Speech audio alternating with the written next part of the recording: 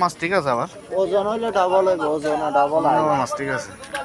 দেখুন লই ওজন ডাবল হিসাব করলে আপনারা এটা হিসাব করেন না ধরে 1 কেজি মাছ 11টা মাছ হলে 11 কেজি 1000 টাকা করে হলে 11000 টাকা তো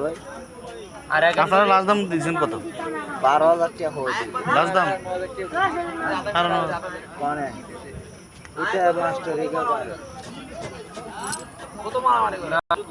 ভাঙ্গাসটা বড় আছে কিন্তু দিলে হবে না এবারে দেখো